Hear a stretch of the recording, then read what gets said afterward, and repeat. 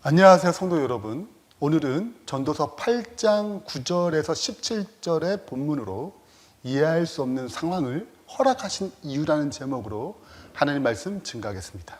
부제로는 악을 허용하시는 이유입니다. 하나님의 존재를 불신하는 사람들이 주장하는 가장 대표적인 질문들이 무엇이 있을까요? 세계 최고의 기독교 변증가인 라비 제크 레이어스는 이성의 끝에서 믿음을 찾다라는 책에서 가장 대표적인 질문 중 하나가 하나님이 있다면, 신이 있다면, 그 신이 사랑이고 전능하다면 세상에 만연한 악을 그대로 내버려 두실 수 있는가? 간단히 말하자면 악을 허용하는 이유입니다. 의롭고 선한 사람이 학대받고 불행을 당하도록 어떻게 신이 존재한다면 내버려 둘 수 있냐 이것입니다. 악은 즉각 처분되어야 되지 않는가? 세상에 만연한 악을 보면서 하나님은 못하고 있는가? 무관심한 신은 아닌가? 우리는 그런 무관심한 신을 믿을 필요가 있는가? 실제적인 예를 좀 찾아보겠습니다. 역대급 슈퍼 태풍들이 찾아옵니다. 매해 찾아오죠. 많은 사람들이 이것으로 재난을 받습니다. 고난을 당합니다. 그러면 신이 있다면 이렇게 고통당하지 않도록 막아주면 되지 않겠냐 이거예요. 많은 이재민이 발생하고 고통당하도록 신은 뭐하냐 이것입니다. 그러니 막아야 되죠.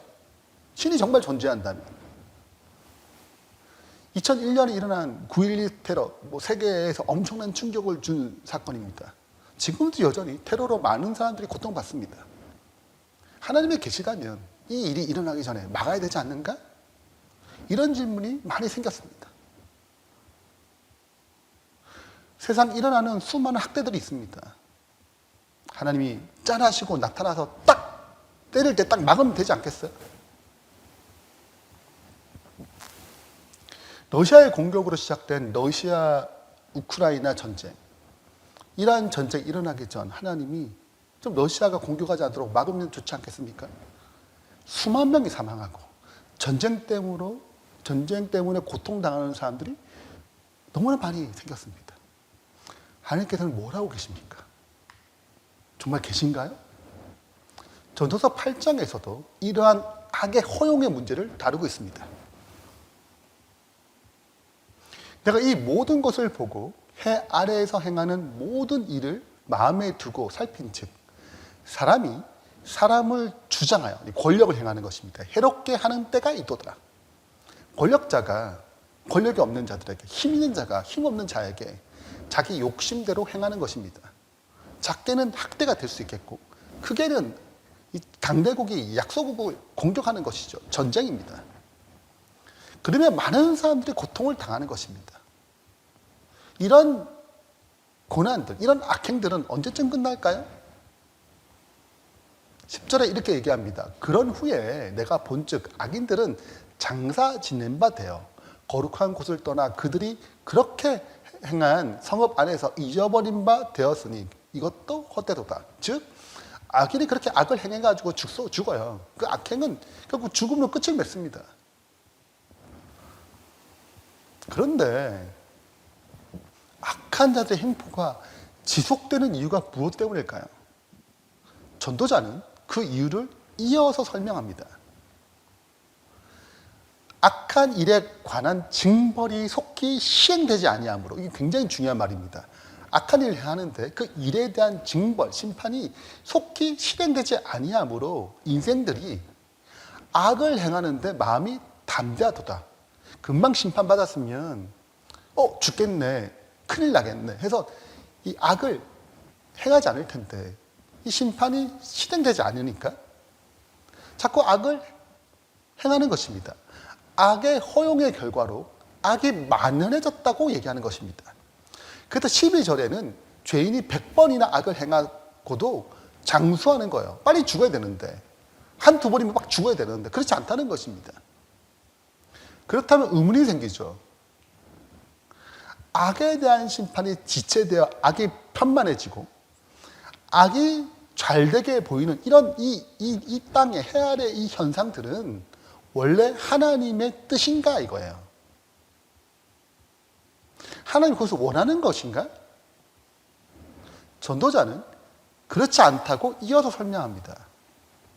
12절에 또한 내가 아노니 하나님을 경외하며 그를 경외하는 자들은 잘 될 것이요. 이게 하나님의 뜻이라는 거예요. 악인은 잘 되지 못하며 장수하지 못하고, 그러니까 하나님을 믿는 선한 일의 결과는 잘 되는 것이고 악은 결국 안 돼야 되는 거예요. 그날이 그림자같이 같으리니 이는 하나님을 경외하지 아니함이니라. 하나님의 원래 뜻은 하나님을 경외하는 자들이 잘 되고 악인들은 잘 되지 못하는 것, 장수하지 못하는 것, 그 심판이 빨리 이르러 오는 것, 속히 죽는 것, 이게 하나님의 뜻이라는 거예요. 그런데 이러한 원래 하나님의 뜻인데 근데 실은 하나님이 악을 허용하셨단 말입니다. 14절이에요. 세상에서 행해지는 헛된 일들이 있나니 곧 악인들의 행위에 따라 벌을 받는 의인도 있고, 악인들의 행위에 따라서 의인인데 악인의 벌을 받는 거예요.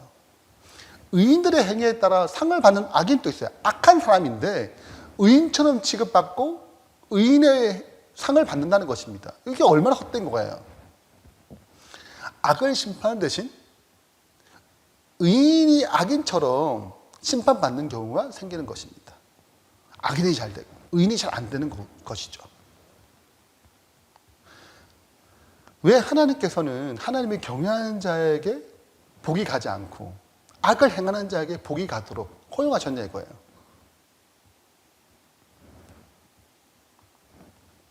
17절에는 또 내가 하나님의 모든 행사를 살펴보니 해 아래에서 행해지는 일을 사람이 능히 알아낼 수 없도다. 사람이 아무리 애써 알아보아도 할지라도 능히 알지 못하나니 비록 지혜자가 아노라 할지라도 능히 알아내지 못하리로다. 자, 이게 굉장히 중요한 말이죠. 이 땅에서 인간의 힘으로는 이 혼잡한 이 원리들을 다 이해할 수 없다는 거예요. 지혜로 이해할 수 없다는 것입니다. 아무리 인간 중에서 가장 지혜로운 사람이라 할지라도 그 원리를 알 수 없다고 얘기합니다. 정리하자면 하나님께서 악을 허용하신 이유에 대해 인간의 지혜는 이해할 수 없는 것입니다. 알 수가 없어요. 그러나 여기에 하나님의 놀라운 지혜와 섭리가 담겨 있다고 전도자는 얘기하는 것입니다. 그러므로 이 문제를 이해하려면 인간의 지혜가 아니고 하나님의 지혜의 측면에서 접근해야 되는 것이죠. 골로새 2장 8절에서 이렇게 기록합니다. 이 지혜는, 이 하나님의 놀라운 구원의 지혜, 이 놀라운 섭리들은 이 세대의 통치자들이 한 사람도 알지 못하였나니 만일 알았더라면 영광의 주를 십자가에 못 박지 아니하리라. 그러니까 인간의 지혜로는 알 수가 없어요. 하나님의 놀라운 지혜를. 14절에 육에 속한 사람은 하나님의 성령의 일들을 받지 아니하나니 그것들이 그에게는 어리석게 보임이요 또 그는 그것들을 알 수도 없나니 그러한 일은 영적으로 분별하기 때문이니라. 하나님의 지혜는 하나님의 영에 의해서만 알 수 있습니다. 하나님의 성령님의 도우심으로 하나님의 지혜를 알 수 있어요. 그러므로 인간의 지혜는 아무리 탁월하고 높아도 이 땅의 악을 허용하시고 구원으로 이끌어 가신 놀라운 섭리들을 알 수가 없다는 거예요. 십자가는 최악의 자리입니다. 죄가 최고로 발휘되는 자리예요. 의인이 악인처럼 취급받았고 죽었잖아요. 그러나 그 십자가에서 구원의 역사가 일어났습니다. 얼마나 놀라운 역사입니까? 악이 선으로 전환되는 놀라운 역사가 십자가 현장입니다. 그것을 어떻게 인간의 지혜로 이해할 수 있겠어요? 그렇다면 악을 허용하시는 하나님의 지혜는 무엇이냐 이것입니다. 이것을 이해하기 위해서는 성경 전체의 스토리를 이해해야 합니다. 즉 하나님께서 창조하신 목적부터 시작해서 성경 제일 마지막 악을 소멸하는 과정까지의 이야기가 악을 허용하시고 그것을 지혜로 하나님의 놀라운 지혜를 이끌어 가시는 섭리가 담겨 있는 것이죠. 시간 관계상 이 중요한 부분, 이 방대한 내용들을 다 다룰 수 없고 중요한 부분들만 살피면서 악을 허용하시는 하나님의 지혜에 대해서 배워보길 바랍니다. 자, 가장 먼저 하나님께서는 왜 우리를 창조하셨는가? 하나님께서는 지적인 존재를 창조하신 이유가 무엇일까요? 그 목적은 무엇일까요? 성경은 그 이유를 다음과 같이 설명합니다. 사도행전 17장 24절 25절입니다. 우주와 그 안에 있는 모든 것을 만드신 하나님은 하늘과 땅의 주인이므로 사람의 손에 지은 신전에 거하지 않으십니다. 또 하나님은 무슨 부족한 것이 있어서 사람의 손으로 섬김 받으시는 것이 아닙니다. 그러니까 하나님은 섬김 받으시는 분은 하나님이 아니라는 거죠. 그분은 모든 사람에게 생명과 호흡과 모든 것을 주시는 분이십니다. 자, 하나님께서 왜 창조하셨는가? 우주의 모든 걸 왜 만드셨는가? 생명과 호흡과 모든 좋은 것을 주시기 위해서 창조하신 거예요. 하나님은 섬김 받기 위해서 창조하신 것이 아니고 모든 것을 다 주시기 위해서, 누리게 하기 위해서 창조하셨다는 것입니다. 하나님께서는 인류가 행복하게 살도록 창조하셨다. 이러한 행복은 이십 없는 사랑의 법에 순종할 때 지속되었다. 즉, 행복은 하나님이 세상을 창조할 때, 지적인 존재를 창조할 때 어떻게 행복하는가? 이십 없는 사랑의 법을 새겨 넣으셨어요. 거기에 순종할 때 행복이 지속되도록 하셨습니다. 이것이 창조의 목적이에요. 하나님이 누리시는 그 사랑의 행복을 우리 피조물도 누리게 하기 위해서 창조하신 것입니다. 근데 두 번째 기억해야 될 것이 이 창조의 목적이 깨졌다는 거예요. 지금 세상을 돌아보세요. 이기심이 난무합니다. 욕망이 난무해요. 그러니까 창조 때 하나님께는 이기심 없는 행복, 그 창조의 목적이 깨진 것이죠. 그럼 창조의 목적이 어떻게 깨졌을까요? 어떻게 행복을 깨뜨렸던 이 죄악이 시작되었을까요? 하나님께서 우리를 행복하도록 창조하셨을 때 이러한 행복을 위해서 두 가지 조건, 가장 중요한 두 가지 조건이 필요합니다. 첫 번째는 이기심 없는 사랑입니다. 우리가 사는 지역에서 모든 사람이 이기심 없는 사랑만 한다면 천국은 바로 거기서 실현되는 것입니다. 내가 다니는 교회가 이기심 없이 온전한 사랑으로만 이루어진다면 천국은 바로 거기에 있어요. 욕심, 죄, 이기적인 마음 때문에 죄악의 고통들, 아픔들이 찾아왔습니다. 여러분 생각해 보세요. 연애할 때 연인에게 무엇인가 해주는 것이 힘드나요? 해주는 것 자체가 얻는 기쁨이 있어요. 그 사랑을 주는 것 자체가 즐거움이 있습니다. 부모가 자녀에게 맛있는 요리를 해줘요. 아깝다고 생각하지 않습니다. 그 자체가 즐거움이 있어요. 자녀가 밥 먹을 때 왜 이렇게 많이 먹냐? 낭비다, 손해본다, 너 때문에.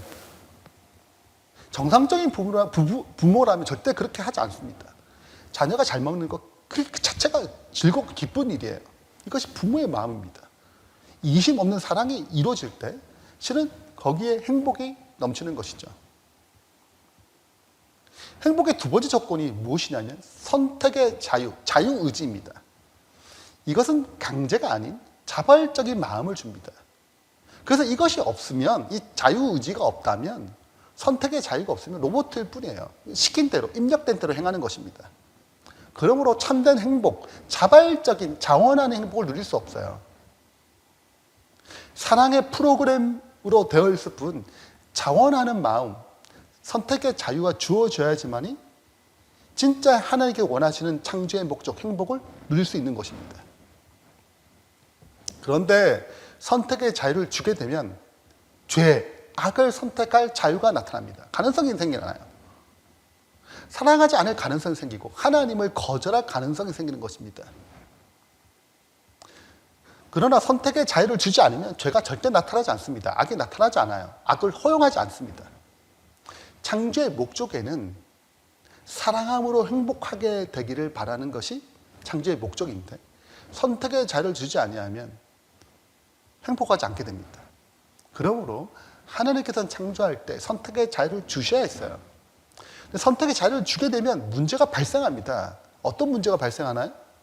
악을 행할, 죄를 행할 가능성이 생기게 되는 거죠. 어떤 피조물이라도 선택의 자유가 있는 한 언제든지 악을 선택할 자유가 생기는 것입니다. 하나님을 거절하고 하나님을 반대할 자유가 생기는 거예요. 최초로 이 자유의지를 남용해서 악을 처음 선택한 존재가 있습니다. 그 존재가 타락한 천사인 루시퍼입니다. 하나님을 대적하다라는 뜻에서 사탄이 된 거죠. 성경은 다음과 같이 말씀하고 있습니다. 이사 14장 12절부터 14절입니다. 너 아침의 아들 계명성이여. 이거 라틴어로 루시퍼입니다. 어찌 그리 하늘에서 떨어졌으며 너 열국을 엎은 자에 어찌 땅에 찍혔는고. 내가 내 마음에 이르기를 하늘에 올라 하나님의 뭇별 위에 나의 보좌를 높이리라. 나의 보좌, 나의 통치를 하나님처럼 두고 싶다는 거예요. 북극 집회, 하나님의 회의에 나도 자정하겠다는 것입니다. 가장 높은 구름에 올라서 지극히 높은 자 하나님과 비리리라 하는도다. 루시퍼의 죄는 무엇이었습니까? 악은 무엇이었습니까? 하나님의 자리를 찬탄하는 것입니다. 하나님의 통치를 거부하고 내가 그 자리에 앉아서 내가 통치하길 바랬던 것입니다. 에스겔 28장은 그 타락한 존재가 천사장이라고 얘기하고 있습니다. 하나님께서는 이 반역한 루시퍼, 이 타락한 천사, 이 사탄을 즉시 심판하지 않으셨습니다. 만약 즉각 심판했다면, 즉각 멸했다면 악은 나타나지 않았을 거예요. 그런데 그렇게 하실 경우 온 우주에 나타날 위험성을 아셨습니다. 예를 들어 설명해 보겠습니다. 대선이 가까우면 대권 후보자들이 등장합니다. 그리고 공약을 겁니다. 지금 정권은 이것이 잘못되었고 이것이 해야 됩니다. 뭐 서로 정권의 다툼도 있고 각자가 내가 더 좋은 공약이라고 얘기합니다. 그리고 공약끼리 서로 싸우기도 해요. 다른 후보자를 비난하기도 합니다. 자, 근데 자신을 반대하는 대권 후보를 마음에 안 든다고 죽인다고 생각해 보세요. 나를 반대하니까 죽여요, 그냥. 그러면 이 대선 후보는 좋은 사람이에요, 나쁜 사람이에요? 이와 같이 하나님께서도 자신을 반역하고 하나님의 통치를 거부한 루시퍼를 즉각 죽이셨다면 문제가 커질 것을 아셨습니다. 이 심판에 온 우주가 이해할 수 없었어요. 하나님께서는 죄를 시작한 루시퍼를 즉시 심판할 수 있었지만 그렇게 하실 경우 이 루시퍼가 주장하는 죄의 실체, 하나님을 반대하는 것이 무엇인지 그것이 정확하게 드러나지 않았기 때문에 온 우주의 또 천사들이 하나님의 사랑과 공의를 알 수 없고 오해할 가능성이 생겼습니다. 하나님의 사랑과 공의에 오해가 생기지 않도록 루시퍼를 즉각 심판하지 않으시고 그의 비난의 실체가 온전하게 드러날 수 있도록 시간을, 악을 허용하셨습니다. 그래서 영원히 온 우주의 유익을 위해서 모든 피조물들이 하나님에 대한 그 루시퍼, 사탄의 비난의 진실을 알 수 있도록, 그리고 하나님은 사랑이시고 공의, 그리고 그분의 율법이 변하지 않는 우주의 최고의 통치 원리임을 의문시 아는 그 위치에 이를 때까지 그 루시퍼의 주장들이 완전히 실현될 수 있도록, 실천될 수 있도록, 그 실체가 무엇인지 드러낼 수 있도록 허용하신 것이죠. 그런데 지구에서 아담과 하와도 뱀으로 나타난 사탄의 유혹에 빠져서 선악을 알게 한 나무를 먹게 됩니다. 드디어 악을 행하게 됐죠. 이제 지구는 하나님을 대적한 타락한 천사들과 같이 동일한 상태에 빠졌습니다. 그러나 하나님께서 이대로 그들을 두지 않으셨습니다. 죄의 값인 사망, 즉 멸망받도록 하지 않으셨어요. 그들의 죄의 값을 하나님이 직접 갚기로 하셨습니다. 제가 아들이랑 야구를 했는데 아들이 이게 공을 잘못 던져가지고 옆집 창문을 깨뜨렸습니다. 자, 그러면 누가 책임져야 하나요? 아들이 책임져야 하나요? 아들이 어린데? 아니죠. 이 아이가 그 갚을 능력이 없기 때문에 아버지가 책임지는 것이죠. 그러니까 주인장 얘기할 겁니다. 아, 죄송합니다. 제가 그 값을 치르겠습니다. 이처럼 아담과 하와가 죄를 지었을 때 그 죄에 대한 책임을 하나님이 대신 지기로 하신 것입니다. 그것이 바로 십자가죠. 그래서 이 구원의 선포가 있은 후에 지구는 하나님께서 구원을 이루고 오시는 그 선과 그것을 반대하는 사탄의 이 악의 대쟁투의 현장이 되었습니다. 그리고 이때로부터 지구는 하나님께서 악을 허용하신 이유에 대한 분명히 깨닫게 하는 장소가 됐어요. 악을 왜 허용하셨는가? 그 이유를 깨닫게 하는 장소가 되었습니다. 그래서 예수님의 구원의 역사를 통해 지구는 영원히 악이 발생되지 않게 하도록 악의 방파제 역할을 마침내 하게 될 것입니다. 자, 이제 내용을 정리해 보겠습니다. 하나님께서 악을 허용하신 이유는 인류의 구원을 위해서, 그리고 악을 영원히 끝내기 위해서 악을 허용하셨어요. 보다 구체적으로 그것이 어떤 의미를 가졌는지 세 가지로 좀 정리해 보겠습니다. 첫 번째, 하나님께서는 인류의 구원을 위해서 악을 허용하셨습니다. 만약 악을 허용하지 않고 죄를 짓는 즉시 심판했다면, 죽였다면 아무도 구원받을 사람이 없을 거예요. 악과 악으로부터 파생된 고통들은 하나님을 발견할 수 있는 기회를 제공하고자 허용하셨습니다. 자, 만약에 잘못될 때마다 즉시 처벌받는다면 회개하고 돌이킬 기회가 있을까요? 없습니다. 그리고 돌이킨다 하더라도 굉장히 무서워서 돌이킬 거예요.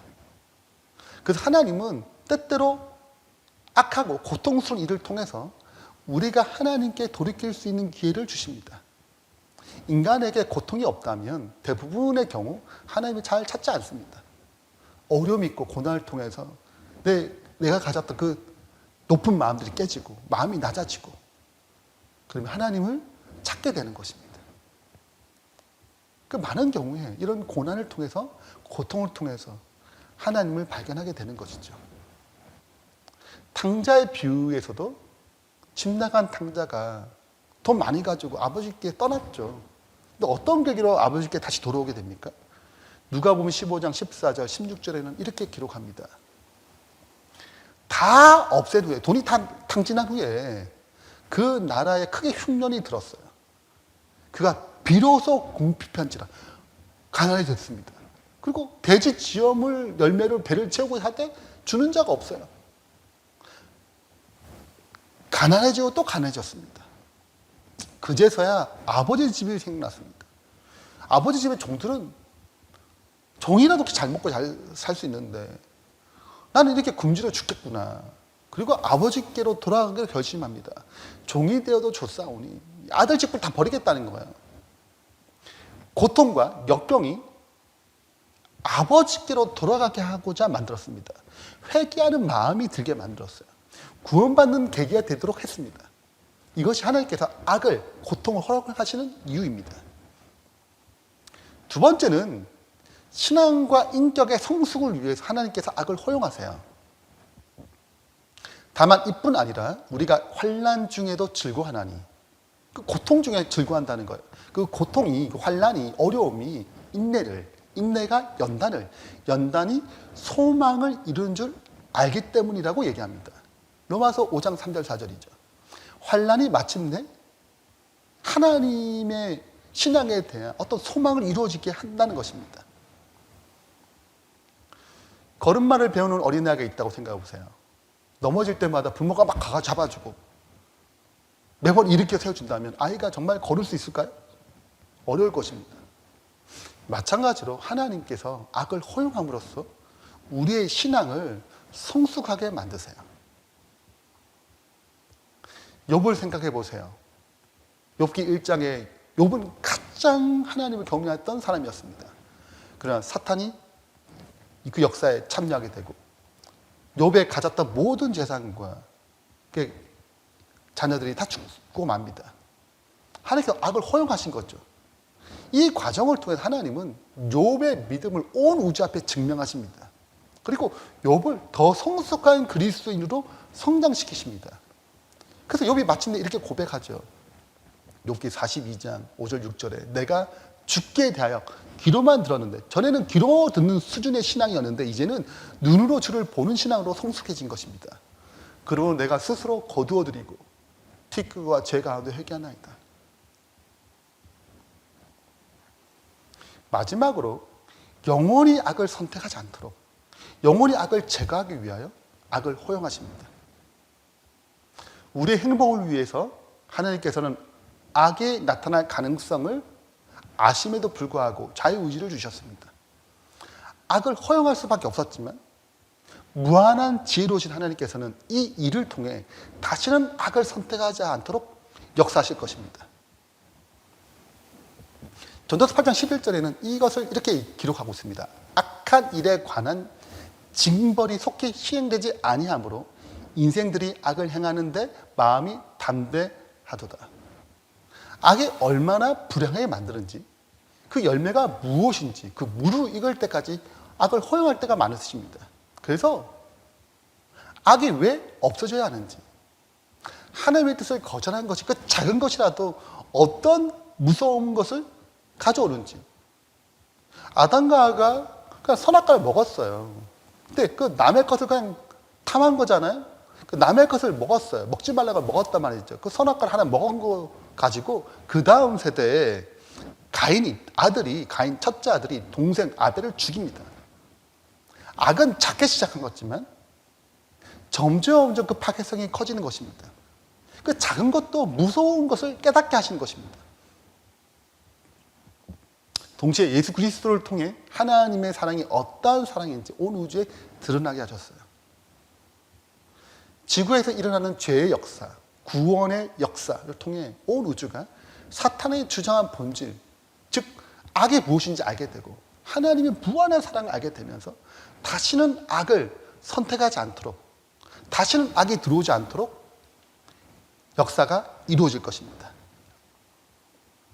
그때 하늘에서 이렇게 선포됩니다. 모든 눈물을 그 눈 위에서 닦아주시니 다시는 사망이 없고 애통하는 것이나 곡하는 것이나 아픈 것이 다시 있지 아니하느니 처음 것들이 다 지나갔음이로라. 죄로 말미암아, 악으로 말미암아, 악이 허용됨으로 말미암아 나타나는 모든 것들은 다 사라질 것입니다. 영원토록 있지 않을 것입니다. 하나님의 통치가, 하나님의 사랑과 공의가, 그분이 다스리는 모든 율법, 온 우주의 행복을 위해 안전하다는 것이 입증될 것입니다. 그럼 우리는 이러한 하나님을 경외하며 살아갈 것입니다. 이것이 전도서의 결론이에요. 이제 내용을 좀 맺겠습니다. 이해할 수 없는 상황, 즉 악을 허용됨으로 말면 나타나는 그런 이유들, 전도서 8장을 통해 우리는 살펴봤습니다. 하나님께서 인류의 행복을 위하여 자유의지를 주셨습니다. 그런데 이 자유의지를 남용함으로 이 세상에, 우주에 죄악이 들어왔습니다. 그러나 하나님께서는 바로 멸하지 않으셨습니다. 우리의 구원을 위해서, 온 우주의 안전을 위해서 악을 허용하셨습니다.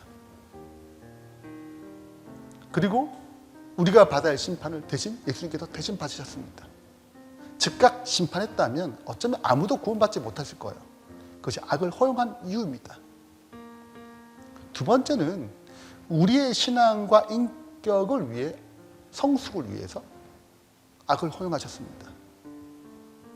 정금같이 되기 위하여 불순물을 제거하는 불을 통과해야 하듯이 신앙의 성숙과 아름다운 성품을 위해서도 우리 이 땅에 고난의 불을 통과해야 합니다. 그래서 하나님께서 악을 허용하셨습니다. 마지막으로 악을 영원히 끝내기 위해 악을 허용하십니다. 다시는 악을 선택하지 않도록 하기 위해 악의 실체가 완전히 드러나도록, 열매 맺도록 하십니다. 그래서 전도자는 전도서 마지막 12장에서 이렇게 언급합니다.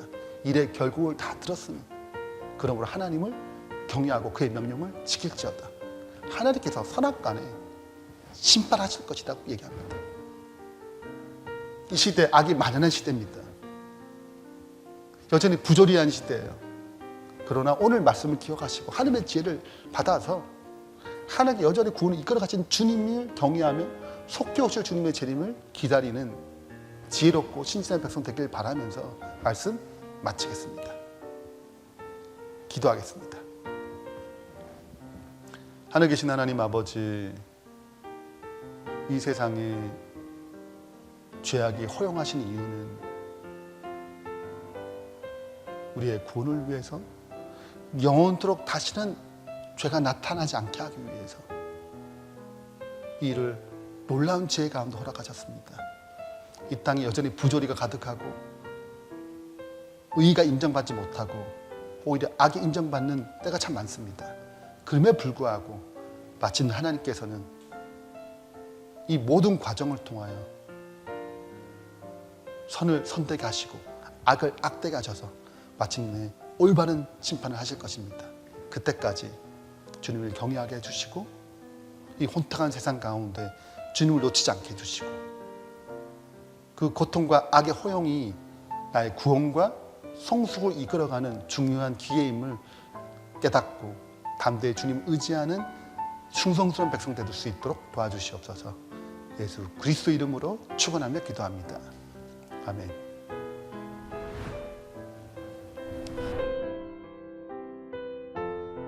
열린 온라인 교회에 헌금을 드리시거나 온라인 교회 사역을 후원하기 원하시는 분들은 헌금 안내를 참조하셔서 은행 계좌로 송금하시면 됩니다.